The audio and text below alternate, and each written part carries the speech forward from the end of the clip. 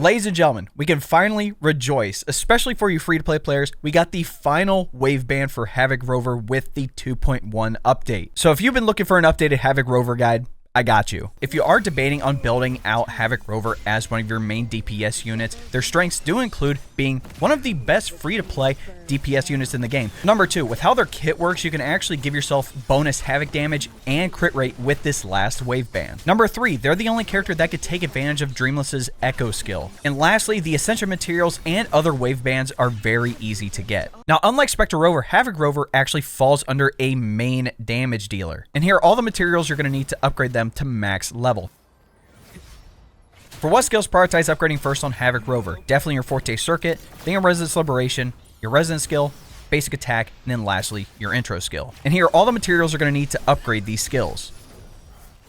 For HAVOC Rover's best weapon options, we have a lot of swords we could choose from, but if I want to keep it free to play and have a good 5-star option, the standard sword Emerald of Genesis is going to be your best bet. Another 5-star option would be Chang Li's signature sword, Blazing Brilliance. If you don't have those 5-star swords, don't worry, there are a couple of 4-star ones you can use. For HAVOC Rover's best echo set, we're looking for 5-piece HAVOC Eclipse. Now, there's 2 ways you can set this up. The first way is by having your 4-cost echo be Dreamless with either crit rate or crit damage as the main stat, your 2 3-cost echoes with either HAVOC damage or attack percentage, and your 2 1-cost echoes with attack percentage. The other way is by using 2 4-cost echoes, Dreamless being your first one, and either Crownless or Nightmare Crownless as your second 4-cost, each with either crit rate or crit damage as the main stat, and then 3 1-cost echoes with attack percentage. For your echo substats, we're looking for a crit rate of around 60 to 70%, crit damage, attack percentage, your flat attack, basic attack, Resonance Liberation, and Resonance skill. For HAVOC Rover's best team options, if you want to use Sanhua as your sub DPS with either Baizha or Verena as your healer,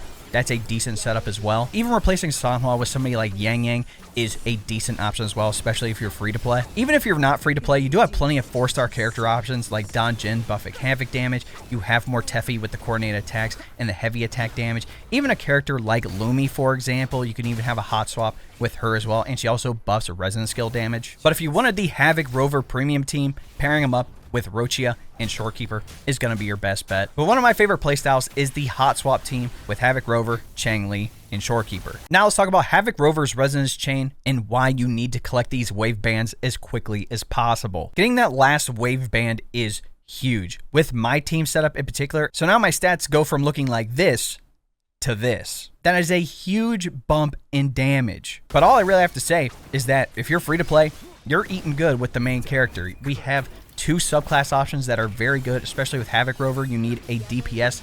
It's a very good one to have.